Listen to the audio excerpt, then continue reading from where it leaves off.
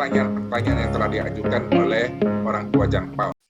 Saya masuk ke kategori pertanyaan yang ketiga, yaitu tentang keberanian. Bagaimana agar anak tidak takut hantu dan berani beraktivitas tanpa harus selalu didampingi orang tua dan berani tidur sendirian? Satu pertanyaan ada tiga tadi. Bagaimana agar anak tidak takut hantu? Saya tidak bisa menjawab kalau hal yang mistis. Tapi kalau yang umum, jawabannya gitu. Kenapa anak takut hantu? Karena dia pernah ditakut-takuti dengan cerita hantu. Apakah dari televisi, apakah dari cerita orang yang lebih dewasa, dari orang tuanya, dari kakaknya. Hati-hati ya, kalau nanti nakal, nanti ada hantu loh, ada tetek gombel, nah, gitu kan. Nanti di anak nakal bisa diambil, bisa disembunyikan. Jadi tidak boleh. Jadi kalau cara mendidik anak zaman dahulu, ya takut-takuti dengan hantu. Ya, hantu itu menakutkan, ya, menyeramkan. Apalagi kalau sudah di televisi atau film, karena divisualisasi hantu tersebut. Jadi di sini tentu Bapak Ibu tidak memberikan informasi kepada anak tentang cerita hantu. Ya, kalau kakaknya cerita hantu itu tidak benar. Yang ada di televisi itu tidak benar. Jadi kita harus mengatakan hantu itu sesuatu yang tidak nyata dalam hidup anak. Dan anak punya kekuatan yang luar biasa, itu Tuhan atau Allah dalam hidupnya. Tuhan atau Allah akan menjaga mereka dari segala gangguan hantu. Karena Tuhan atau Allah punya kekuatan yang jauh lebih hebat. Karena Tuhan dan Allah selalu ada di hati anak-anak. Karena mereka adalah anak baik, anak yang tidak nakal. Tuhan selalu menemani mereka. Dan hantu tidak akan mengganggu hidup mereka. Jadi kita harus menumbuhkan sosok tokoh lain yang akan mereka menjadi berani menghadapi kondisi itu.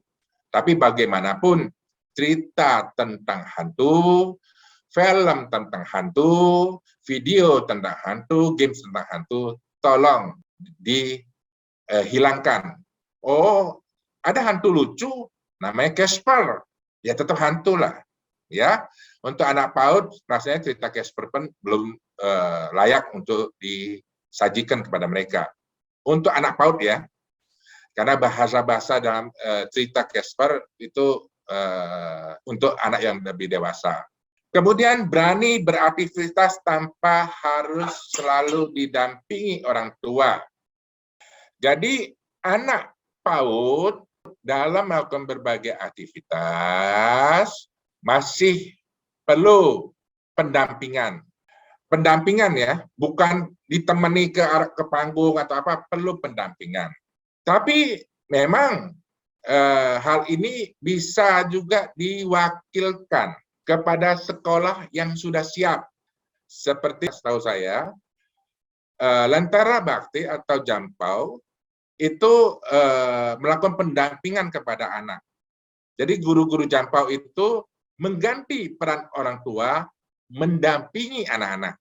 Maka anak-anak Jampau semenjak mulai masuk sekolah tidak didampingi oleh orang tua, oleh suster, oleh pengasuhnya di dalam kelas.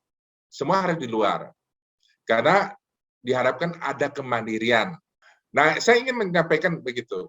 Ketika anak saya masih usia di bawah 5 tahun, atau masih anak-anak waktu ketika SD, saya sebagai orang tua, saya atau istri sesuai dengan waktu yang ada, akan mendampingi mereka ketika mereka ikut lomba. Karena pendampingan itu bukan karena mereka takut, tapi mereka ingin menunjukkan kepada kita sebagai orang tua, Mami, Papi, saya sudah bisa loh, saya berani ini. Tapi yang paling saya takutkan sebagai orang tua adalah ketika anak saya gagal. Ketika dia maju ke panggung, dia gagal membawa perannya. Sebagai orang tua, saya takut. Tapi tentu saya harus kendalikan, saya harus menampakkan raut yang berbeda. Ketika anak saya gagal, saya tetap menenangkan mereka. Tidak apa-apa.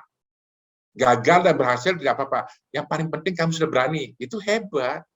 Itu hebat. Besok kita coba lagi. Ya, kita coba lagi. Tapi tentu lomba yang ikuti itu disesuaikan dengan kemampuan anak. Karena jangan juga anak setiap ikut satu perlombaan selalu mengalami kegagalan-kegagalan. Itu memberikan efek yang negatif. Jadi kita selaku orang tua harus menseleksi tampilan apa yang perlu diikuti dan tidak diikuti oleh anak kita. Kemudian yang ketiga, berani tidur sendirian. Memang anak-anak akan merasa aman dan nyaman ketika tidur bersama orang tuanya. Tidur bersama ayahnya, tidur bersama ibunya, dia merasa aman di sana.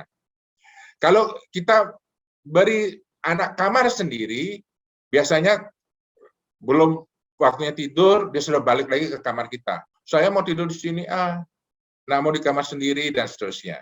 Maka yang saya lakukan adalah, pertama, saya menciptakan rasa bahwa kamar itu adalah merupakan area mereka.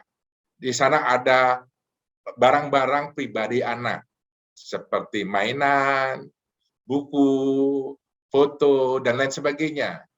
Berikan kenyamanan kamar anak. Dan ketika anak tidur, karena anak ini takut, maka di awal tidur tidak ada salahnya bapak atau ibu meluangkan waktu untuk menemani anak di kamar. Dengan bercerita, mendongeng kepada anak, ya banyak kita dongeng, mau bahasa Indonesia, bahasa Inggris, banyak itu. Mendongeng, bercerita, menanyakan kegiatannya hari itu, dan seterusnya. Sampai anak tertidur lelap, kemudian kita tinggalkan. Dan kalau anak balik ke kamar kita, maka kita dengan sabar ya memindahkan kembali anak ke kamarnya. Kurang lebih seminggu atau sebulan saya yakin, kalau itu tekun dilakukan oleh bapak dan ibu, anak lama-lama berani tidur di kamar sendiri. Itu kategori untuk yang ketiga.